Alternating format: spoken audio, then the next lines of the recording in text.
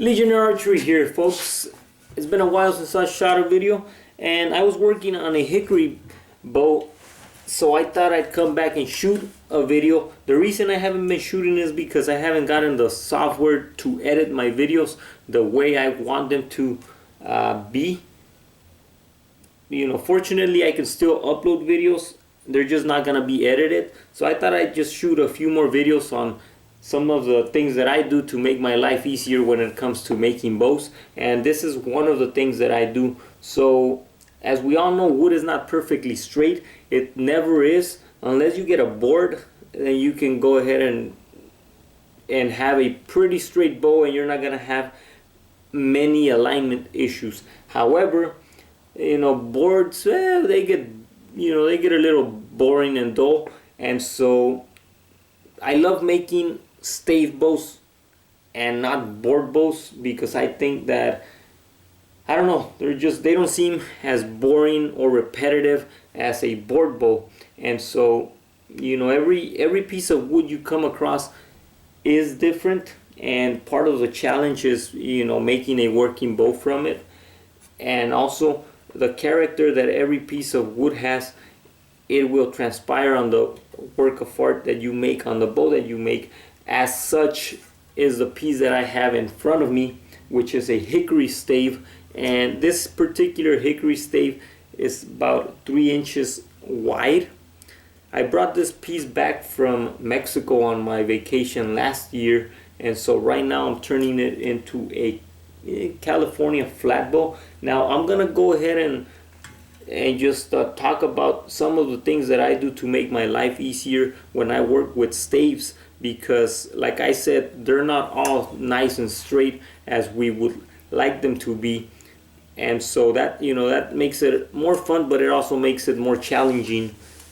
And so some of the things, or one of the tricks or tips that I can say that I use when it comes to making sure that the string is centered. I think that's one of the most common problems, not having the string line up to your center line, which may be a problem sometimes, because if you don't get it to align, you may end up with a broken bow. If, for example, you string your bow and the string aligns to one side, the limbs will tend to bend towards that side. If it's too drastic, your arrow flight will have an impact on your arrow flight. If it's not too drastic, if it's just right, it actually may be beneficial for the bow. However, I've done that before many times, and now I just think I might as well just center the string if I can, if it's not too much off.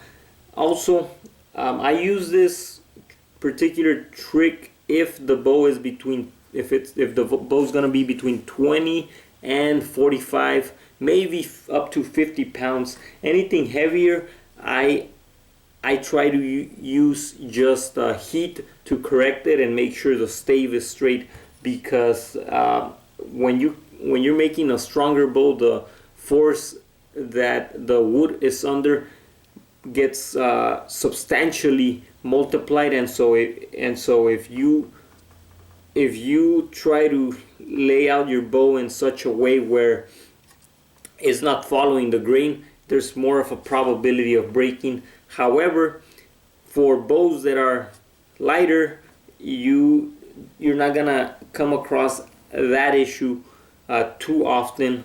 So also you may want to make sure that if you use the tip that I'm gonna talk about, you want to use it in the non-bending areas, the non-bending portions. The bending portions, you always want to make sure you follow the grain on the bending portions of the bow.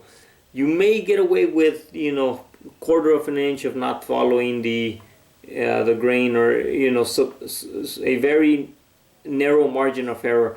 So the way I lay out a bow, you can see this one's already been laid out. So the first thing is, I never cut my handle until I have strung the bow already. So I pretty much I cut the shape of the limbs. Here on the end you can see these two lines these two lines that are pretty much that's gonna be the end of the limb. And so I leave it pretty thick, pretty wide. It's about an inch, maybe slightly over an inch wide. That's so I can have some wiggle room if I need to cut more on this side and make the string, you know, align a little bit more to the right side or left side, depending excuse me, depending on which limb it is. And so I leave it on both sides, so in case I need some room, I can align it towards that side. That'll usually give me a nice up to a 1/4 inch, maybe not that much, like about an 1/8 to a 1/4 inch, depending on where the string aligns. And so I can pretty much also, even if this piece of wood was bent, if it was bent a little more from the ends on the non-bending area, I sometimes what I'll do is I will draw my bow outline so that it will not follow the grain at the last 6 to 8 inches, and so it might look something like that. So instead of having the tips here, as you can see, I did that with this one as well, because this portion is more than the upper portion. So what I'll do is, if it's bent this way, I will lay the bow, I will have my bow come down like that,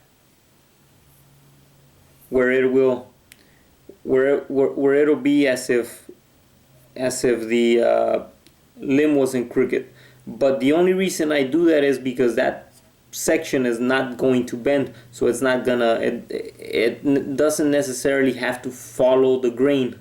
And so that's one of the things that I'll do. The other thing that I'll do, like I said, I'm not gonna cut my handle until I have at least strung the bow where it's on a 2 to 3 inch brace height. Once I brace it to 2 to 3 inches, I know where the string is gonna fall, and then I can make adjustments. I can make adjustments both to the handle, I can move it up or down, or I can make adjustments to both of my ends, and that way have the string aligned exactly to the center. The maximum, I would say, I will adjust at that by doing this. The maximum margin I will correct is about a 1/4 of an inch. So you know, about that much. If the string is soft center, way more than that, anything over a 1/4 of an inch, I will use heat to correct it, because that's just, it's too much margin to correct by moving or laying out the bow in a different way. I feel, in my opinion, that more than a 1/4 of an inch is too much. So at that point, I will use heat, a combination of both heat and layout. So that's one of the things that I do to make sure I get my string aligned. So you may want to use that. I'm going to use that on this bow. This particular stave is pretty straight. You know, it's not